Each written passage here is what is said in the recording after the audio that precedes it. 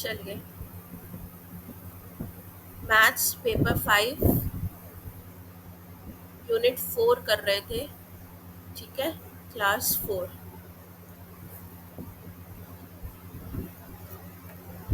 हमने divisibility rule किए थे सारे। ठीक है, नेक्स्ट टॉपिक जो आता है बेटा इसमें हमारा वो है फ्रैक्शन। ओके, फ्रैक्शन का आप कैसे बताओगे कि वो नंबर जिसको हम पी बाई क्यू की फॉर्म में रिप्रेजेंट करते हैं, जहाँ पे क्यू जो है वो कभी भी जीरो के बराबर नहीं होता है। ठीक है, यहाँ पे हम क्या बताएंगे कि पी जो होता है वो हमारा न्यूमरेटर होता है। ठीक है, और क्यू जो होता है वो हमारा डिनोमिनेटर होता है। ठीक है,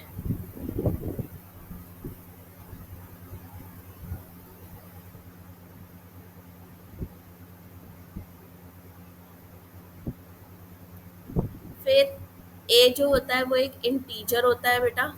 ठीक है, -1, 0, 1 इस तरीके से। और आपका सॉरी पी और क्यू जो होता है वो आपका एक नेचुरल नंबर होता है। ठीक है, 1, 2, 3, 4 एंड सो ऑन। जैसे कि -1/3, 3/2, 0/5।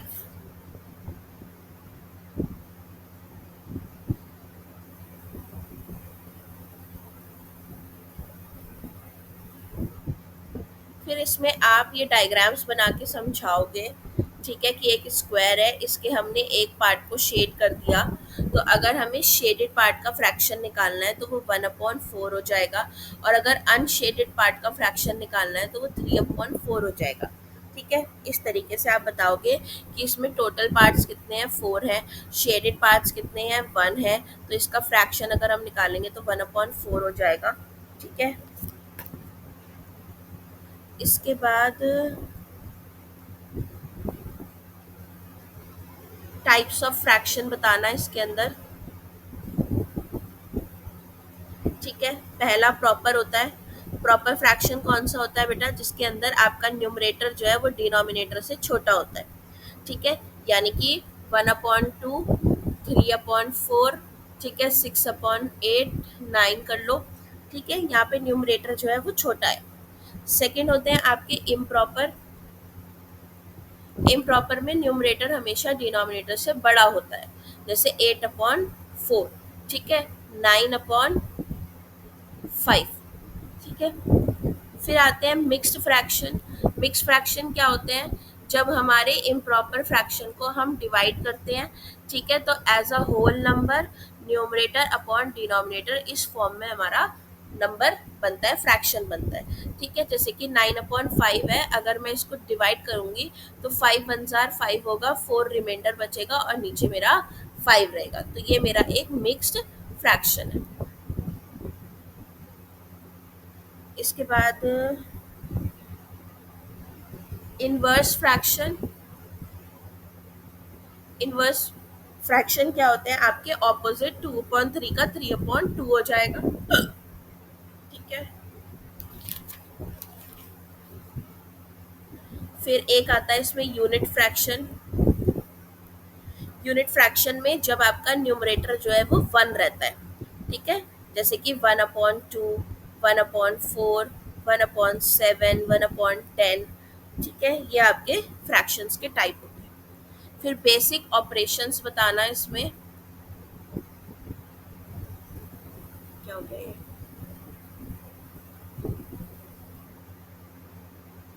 Operations of fractions. ठीक है, तो पहला इसमें बताना बेटा एडिशन। एडिशन में आपने क्या बताना है कि अगर लाइक टर्म्स हैं तो आप सिंपल फ्रैक्शन कर दोगे, जैसे कि ये लाइक टर्म्स यानी कि डिनोमिनेटर सेम है, तो आप इसको 4/2 कर दोगे। ठीक है, लेकिन अगर अनलाइक फ्रैक्शंस है, यानी कि डिनोमिनेटर जो है वो डिफरेंट है। ठीक है, जैसे 1/2 प्लस 1/3, तो यहाँ पे हम क्या करेंगे, सबसे पहले एलसीएम लेंगे। ठीक है, एलसीएम हो गया हमारा 6, 2 और 3 का। फिर इसको हम 3 और इसको हम 2 कर देंगे। ठीक है, एलसीएम लेके हम इसको सॉल्व करेंगे। ओके, ये हमारा 5/6 हो जाएगा। इसके बाद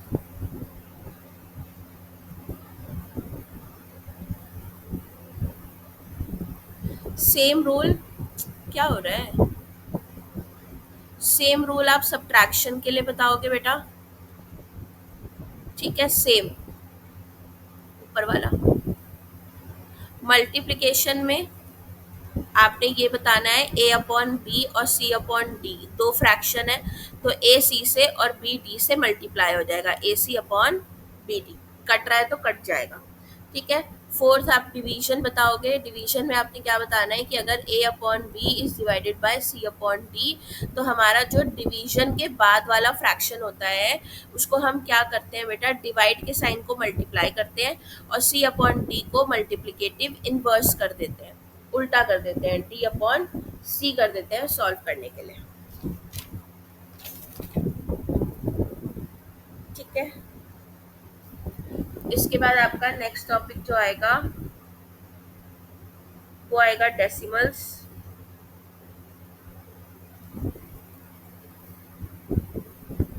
डेसिमल में आपने बताना है कि डेसिमल में दो पार्ट्स होते हैं। ठीक है, ये वाला जो पार्ट होता है इसको होल पार्ट कहते हैं और ये वाले पार्ट को हम डेसिमल पार्ट कहते हैं, और ये जो डॉट होती है इसको हम बोलते हैं डेसिमल। तो जैसे अगर मैंने लिखा है 2.03, तो इसको मैं बोलूंगी होल नंबर और इसको मैं बोलूंगी डेसिमल पार्ट। ठीक है, इसके बाद इसमें भी बेसिक ऑपरेशंस बता देने हैं आपने कि किस तरीके से आप करते हो सॉल्व। एडिशन है तो एक एडिशन करके दिखा देना। ठीक है, जैसे कि 08.014, 07.6, 14.15 ऐसे क्वेश्चन है। ठीक है, तो इसमें क्या करते हैं, खाली जगहों पे जीरो भर देते हैं और फिर उनको हम प्लस कर देते हैं। मतलब हमें डेसिमल के बाद हर नंबर जो है वो 3 डिजिट होना चाहिए। मेरा क्वेश्चन क्या है, 8.014 प्लस 7.6 प्लस 14.15। तो पहले मैं इसको क्या बनाऊंगी, लाइक डेसिमल। कैसे बनाऊंगी, इसमें वो नंबर ढूंढना है जिसके अंदर हाईएस्ट डेसिमल पार्ट्स हैं। तो इसके अंदर 3 डेसिमल पार्ट्स हैं, इसमें एक है तो इसको 3 बना दो, 2 जीरो लगा के। इसमें 2 है तो इसको 3 बना दो, 1 जीरो लगा के, और फिर इनको ऐड करो और डेसिमल 3 डिजिट से 3 डेसिमल पार्ट से पहले ही लगेगा। ठीक है, सेम आप सब्ट्रैक्शन में बताओगे, सेम चीज। मल्टीप्लिकेशन में आप क्या बताओगे,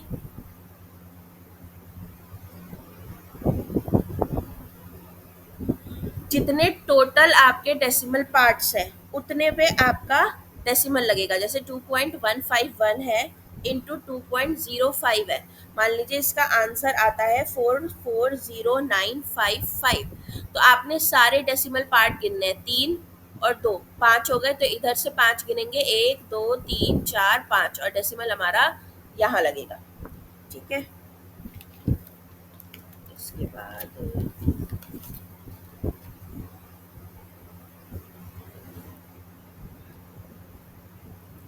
डिवीजन में आपने बताना है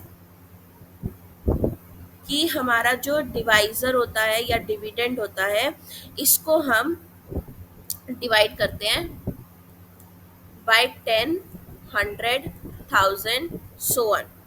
ठीक है, जैसे कि 0.72 अपॉन में 0.8 है, तो मैं इसको क्या करूँगी, 0.72 जो है यहाँ से डेसिमल 0.8, ठीक है, इंटू करूँगी, यहाँ से डेसिमल हटाऊंगी तो नीचे 100 लगा दूंगी इसके साथ डिवीजन में, और यहाँ से डेसिमल हटाऊंगी तो ऊपर इसके साथ 10 लग जाएगा इसका।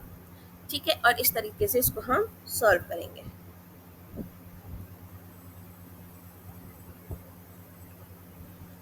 आँख में मेरे पेन हो रहा है तो चश्मा लगा भूल जाती हूँ मैं डेली। इसके बाद नेक्स्ट क्वेश्चन आता है हमारा फैक्टर्स।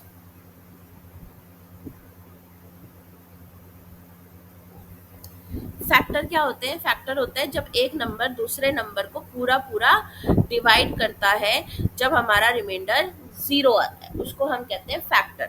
जैसे कि 8 के फैक्टर अगर मैं कहूँ तो 2, 4, 8, ये जो नंबर है ये 8 को पूरा पूरा डिवाइड करेंगे। ठीक है, तो फैक्टर्स जो होते हैं उसके अंदर वन जो है वो हमेशा हर नंबर का फैक्टर रहेगा, और एक नंबर इटसेल्फ। जैसे 8 का फैक्टर 1 भी है क्योंकि ये 1 की टेबल में भी आता है, और 8 का फैक्टर खुद 8 भी है क्योंकि ये 8 की टेबल में आता है। ठीक है, फैक्टर्स जो होते हैं बेटा ये लिमिटेड होते हैं, अनलिमिटेड नहीं होते। ठीक है, आप इन्हें गिन सकते हो, ये इतने होते हैं। ओके, इसके बाद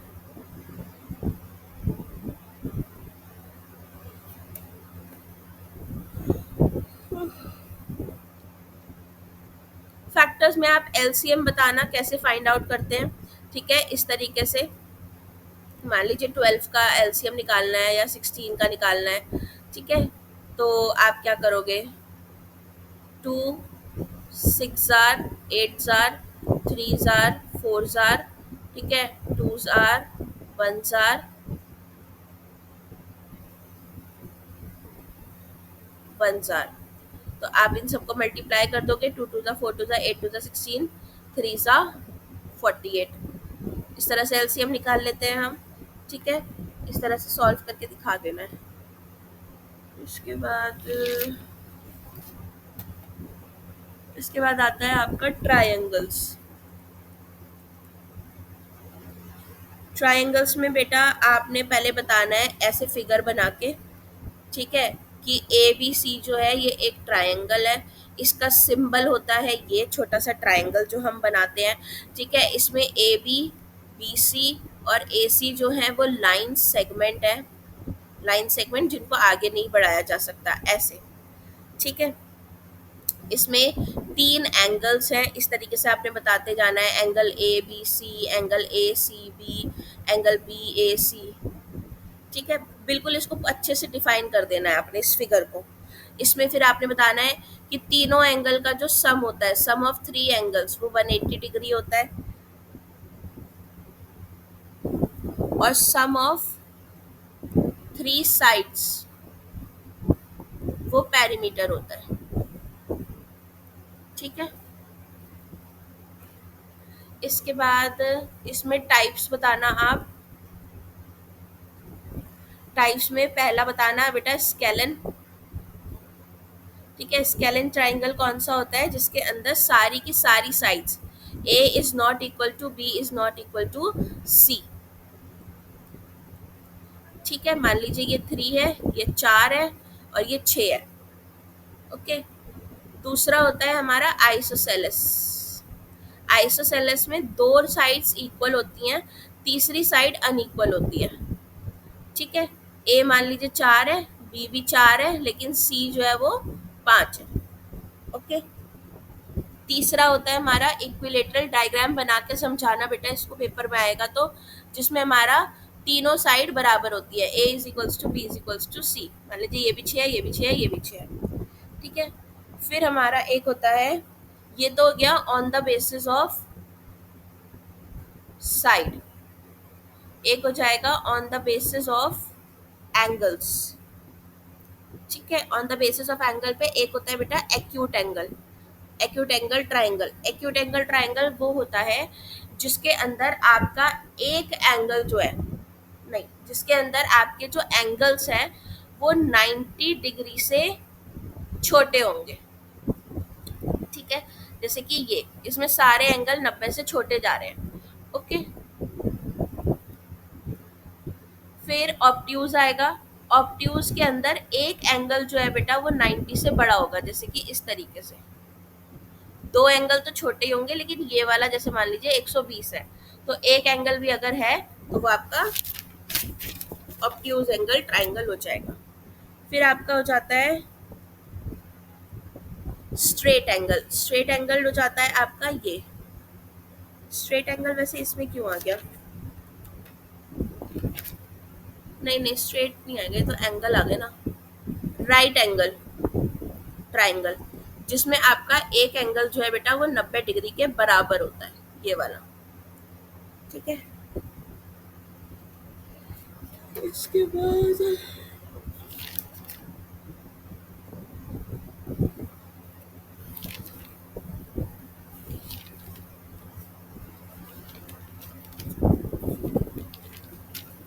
डाटा हैंडलिंग पे क्वेश्चन आता है बड़ा।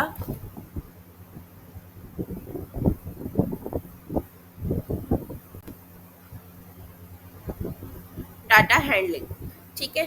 तो पहले तो आप इसमें बताओगे डाटा हैंडलिंग होता क्या है, कि स्टैटिस्टिक्स होते हैं, ठीक है, जिसके अंदर हम बेटा डाटा वगैरह कलेक्ट करते हैं, टेबुलेशंस बनाते हैं, एनालिसिस करते हैं किसी भी डाटा का, ठीक है। तो इसमें सेट ऑफ नंबर्स होते हैं, एक रॉ मटेरियल होता है, ठीक है, जिसको हम ऑर्गेनाइज करके एक प्रॉपर टेबल की फॉर्म में अरेंज करके, ठीक है, उसको स्टडी करते हैं या रीड करते हैं या उसमें से इंफॉर्मेशन जो है वो निकालते हैं। अब ये डाटा अलग अलग तरीके का हो सकता है, जैसे कि मान लीजिए स्कूल में अगर हम हैं तो क्लास में बच्चों की हाइट हो गई, वेट हो गया, उनकी अचीवमेंट हो गई, उनकी इंटेलिजेंस हो गई, ठीक है, तो उसके आधार पे हम अलग अलग डेटाज बना सकते हैं। अब ये जो डाटा होते हैं ये दो तरीके के होते हैं बेटा, एक होता है हमारा प्राइमरी डाटा। प्राइमरी डाटा वो होता है जो आप खुद ऑब्टेन करते हो, ठीक है। जैसे कि फॉर एग्जांपल आपसे बोला गया कि अपनी क्लास के बच्चों की हाइट जो है या वेट जो है वो देखो, पता लगाओ क्या है, तो आप खुद गए एक मशीन लेके और आपने खुद से उन सब बच्चों का वेट जो है नपवाया और उसको एक टेबल की फॉर्म में रिकॉर्ड में मेंटेन कर दिया, ठीक है। एक होता है सेकेंडरी डाटा। सेकेंडरी डाटा होता है जो जिसको कोई और ऑब्टेन करता है, जैसे कि गवर्नमेंट, ठीक है, या कोई गवर्नमेंट ऑफिसर, जैसे कि सरकार जो है जनगणना करवाती है, ठीक है, तो जनगणना सरकार ने करवाई, सेंसरशिप किसने करवाई, सरकार ने करवाई, लेकिन आप गए गूगल पे और आपने यहाँ से ये जो इन्होंने जनगणना करवाई है वो डेटा निकाल लिया आपने।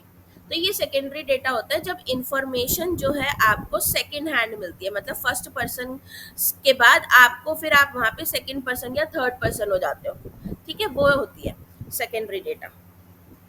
फिर इसके बाद आपने इसमें इसके कंपोनेंट्स बता देने हैं बेटा।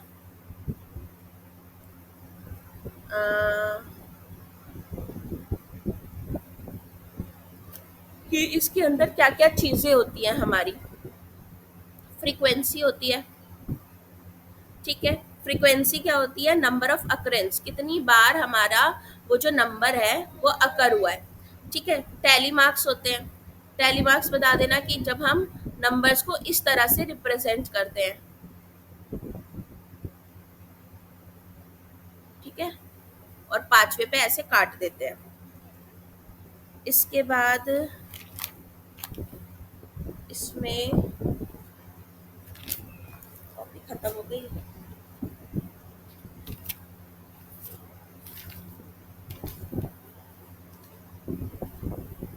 ओके। इसके बाद बेटा इसमें टाइप्स ऑफ ग्राफ बता देना कि इसमें अलग अलग ग्राफ बनते हैं, ठीक है। जैसे पिक्टोग्राफ, पिक्टोग्राफ बचपन में हम लोग बनाते थे ना, ऐसे पिक्चर्स के थ्रू हम रिप्रेजेंट करते थे, 250 है इस तरीके से, ठीक है। बार ग्राफ बता देना, बार ग्राफ में आपके बार्स जो है वो अलग अलग होते हैं, ठीक है। इसके बाद रेक्टेंगुलर ग्राफ बता देना। रेक्टेंगुलर ग्राफ ऐसे होता है, एक रेक्टेंगल बनाया जाता है, उसमें आपके इस तरह से शेडिंग कर दी जाती है ऐसे, ठीक है। हिस्टोग्राम बता देना, हिस्टोग्राम के अंदर आपके जो सॉरी बार्स होते हैं वो चिपके हुए होते हैं, ठीक है। लीनियर ग्राफ बता देना जिसमें हम डॉट्स बनाते हैं, ओके। पाई चार्ट बता देना इस तरीके से।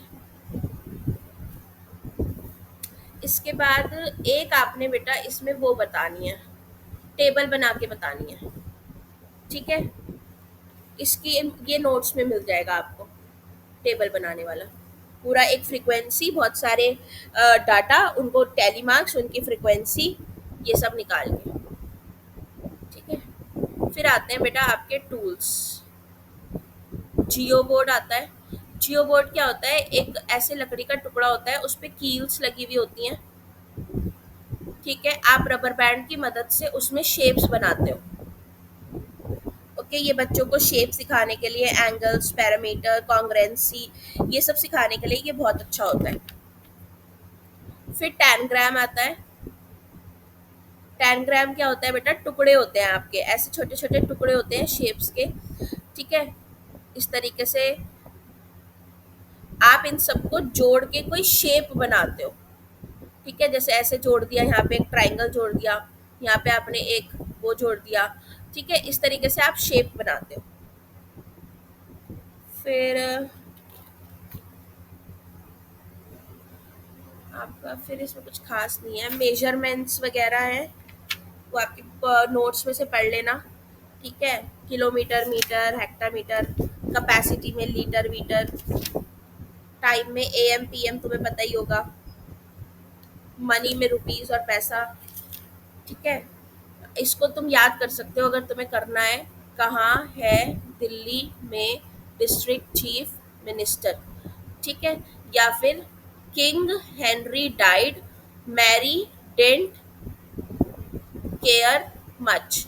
तो जो हमारा वेट होता है, कैपेसिटी होता है, और एक और होता है डिस्टेंस, उसको याद करने के लिए ये तरीका है। अगर हम जैसे king Henry died, Mary didn't care much, अगर डिस्टेंस की बात कर रहे हैं तो सबके साथ यहाँ पे मीटर लगा दो। ये डेका होता है, डेकामीटर, ये डेसीमीटर, सेंटीमीटर, मिलीमीटर। ठीक है, अगर हम वेट की बात कर रहे हैं तो कहाँ है दिल्ली में वेट है तो ग्राम लग जाएगा एम की जगह पे। डिस्ट्रिक्ट चीफ मिनिस्टर, इन सबके साथ ग्राम लगा दो। ठीक है, कैपेसिटी है तो अगेन किंग हेनरी डाइड। अब मैरी है तो कैपेसिटी में लीटर चलता है, वेट में ग्रामर चलता है, डिस्टेंस में ग्राम चलता है, डिस्टेंस में मीटर चलता है, तो यहाँ पे लीटर आ जाएगा। ठीक है, किलो लीटर, हेक्टालीटर, डेकालीटर, लीटर, देसी litre, centilitre, millilitre. Okay, solve कैसे करते हैं, अगर बड़े से छोटे की तरफ जा रहे हो, ठीक है, तो मल्टीप्लाई बाय 10 करते चले जाओगे, जितने स्टेप्स आगे जा रहे हो उतने जीरो बढ़ते चले जाएंगे। और अगर छोटे से बड़े की तरफ जा रहे हो तो डिवाइड बाय 10 करते चले जाओगे उतने उतने स्टेप्स पे। ठीक है, तो ये आपकी यूनिट 4 खत्म हो गई है। ठीक है,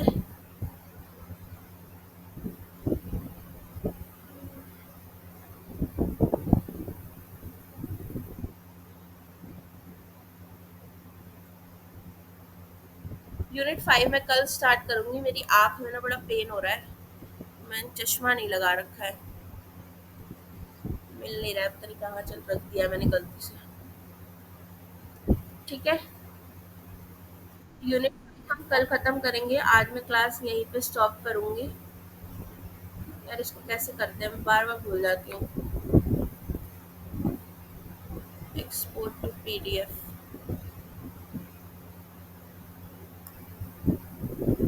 चलो आज आप लोग आराम करो।